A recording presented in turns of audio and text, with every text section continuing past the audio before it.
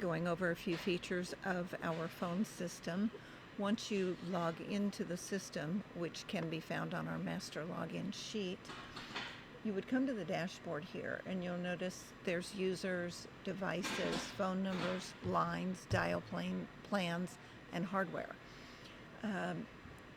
If, for instance, you had a new person that you needed to set up a phone for, you would first add them as a user, and so you would come into here to add them as a user. You would then go back to your dashboard and you would add their device.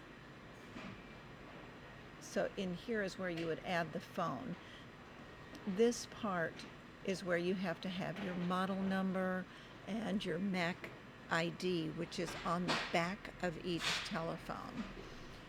Once the telephone has been added, you would then go back to your dashboard and add them under a line.